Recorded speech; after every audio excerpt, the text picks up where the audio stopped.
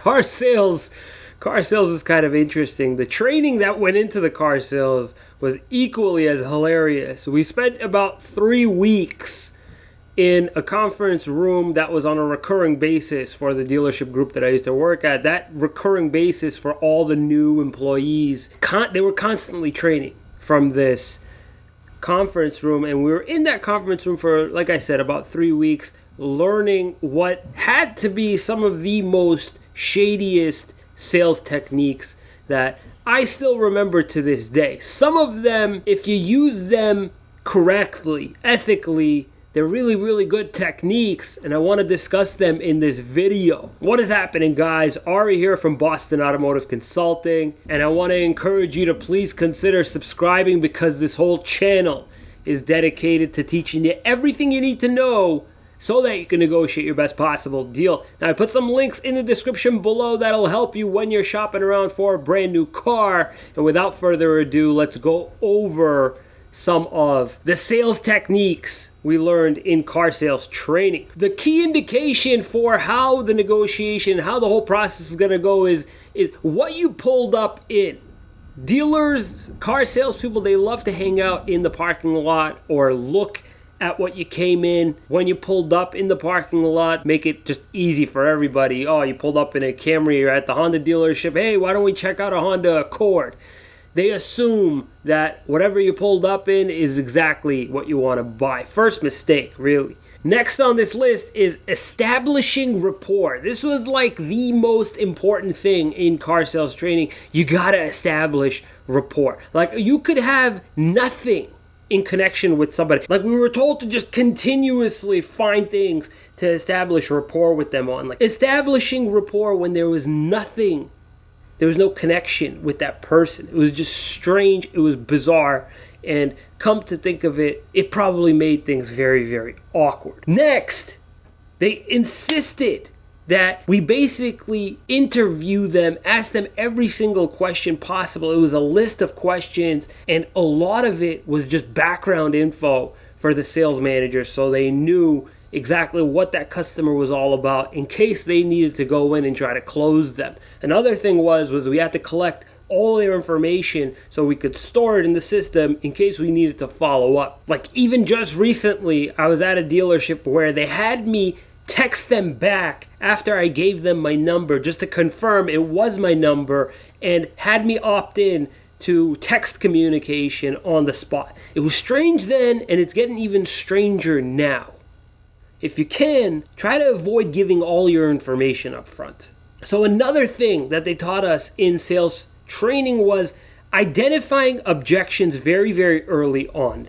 Your salesperson is trained to basically fight back, to counter any objection possible as soon as he's faced with it. The reason why they're trained so hard, the reason why we were given all these different hypothetical scenarios where we could object, so that we see immediately a possible objection later on, and try to subliminally handle that objection before it gets too late. So a very, very common objection was, okay, I need to ask my wife, or I need to show my wife the car before I say yes or no.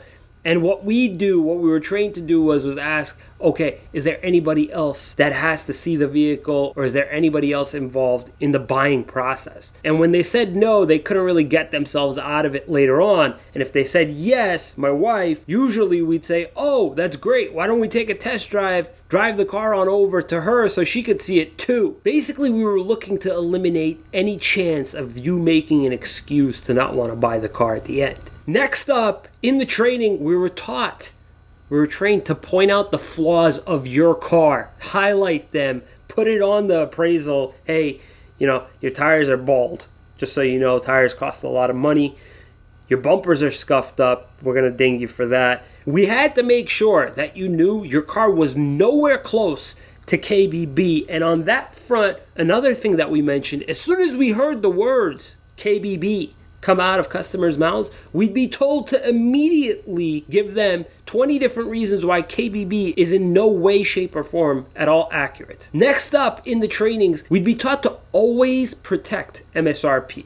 What I mean by this is we'd always have to protect the full price of the car, not wanting to give a discount, basically making it known that we shouldn't have to discount this car, and any sort of conversation regarding discounts, and the idea was to tell them, hey, I think we might be on the wrong car, and show them something cheaper. Anytime we're faced with an objection having to do with price, we'd respond back with, maybe we should go down one trim level. If need be, let's drop down one whole model. Next up in our sales trainings, if you did say yes and agree to wanting to buy the car, what we were trained to do was prime you for the finance office. And what I mean by this is we tell you all the ways that your car could get dinged up, all the ways that your car may need an extended warranty, or if you're leasing, the charges that you could be faced with when you brought back the car. We basically prep you for the sales pitches that you are about to receive from the next office who did your paperwork. And if you didn't agree to buy, oh man, you're in for a treat. The immediate response, the immediate thing to do, immediately run and ask for a sales manager to come over and TO a deal. Basically, we'd run and try to get the manager to come over to salvage any mistake, any mess up that we made, so that they can actually close you and get you to buy. And if you didn't do this, you could be in trouble.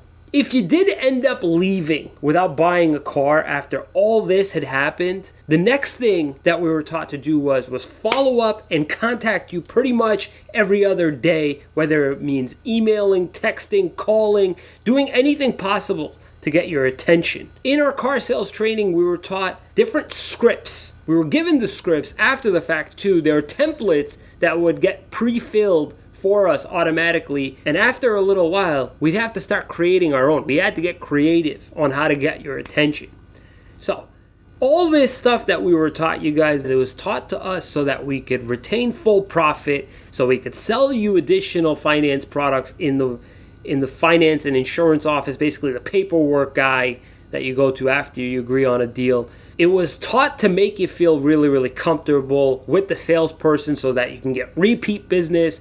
All these things, they're not bad sales strategies, except for when they're used unethically, except for when they're used to try and gouge you for more profit. There's nothing wrong with what they teach in these sales trainings. It's just they should be used positively. I want to encourage you to use the links in the description below to shop around for the best deal on your next brand new car. And if you haven't already, please consider subscribing. Don't forget to check out the resources down in the description below. Thank you so much for watching, guys. We'll see you next time.